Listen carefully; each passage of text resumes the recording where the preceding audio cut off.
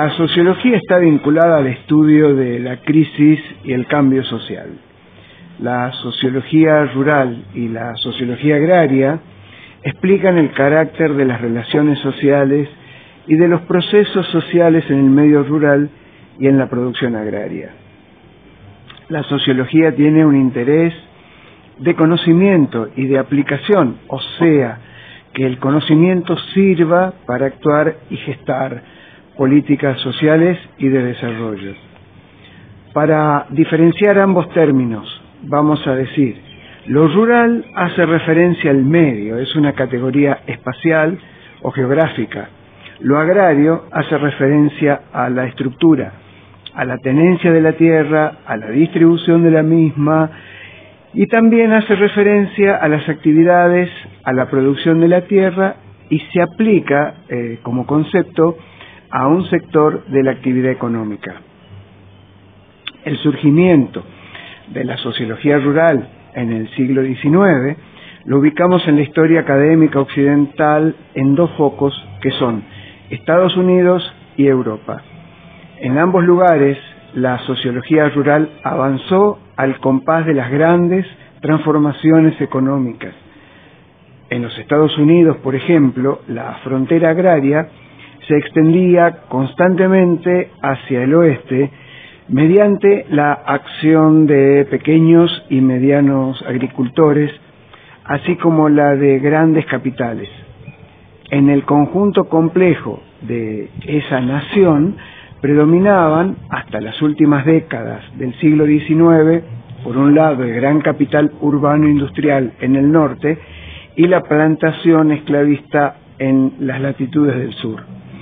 La concepción política económica a fines del siglo XIX, luego de la guerra civil, la guerra de secesión norteamericana, era plenamente liberal y el gran tema sociológico fue la explicación de las grandes transformaciones en la expansión urbano-industrial. La idea de productor agrario derivaba de aquella general de productor capitalista y de empresa.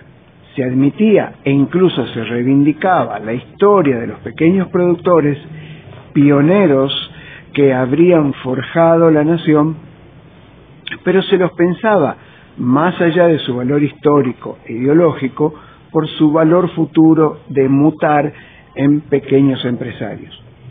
La sociología rural norteamericana se fue tempranamente consolidando con una relativa autonomía. En las últimas décadas del siglo XIX, por ejemplo, la Universidad de Chicago y la de Columbia ofrecían capacitaciones en sociología rural. Estos cursos estaban asociados a la extensión agraria orientada al progreso técnico de los productores capitalizados y asimismo a la ayuda social familiar de los pequeños agricultores y la población rural marginada. Al compás de la influencia de los Estados Unidos hacia América Latina, los esquemas de extensión norteamericanos tuvieron una clara influencia en muchas naciones de nuestro continente. En Europa, por su lado, la orientación de una sociología rural y más ampliamente de los estudios sociales agrarios fue diferente tanto en su historia académica como en la historia de los mismos actores sociales agrarios. No así en Inglaterra, en tanto la cuna del capitalismo, sino en otros países como Francia y Alemania, en donde el capitalismo agrario evolucionó de manera tardía, resaltando la importancia de su avance, pero en el molde de estructuras agrarias tradicionales. En Francia, por ejemplo, el paso pleno al capitalismo vía Revolución Francesa implicó la consolidación de las comunidades agrarias de pequeños y medianos productores.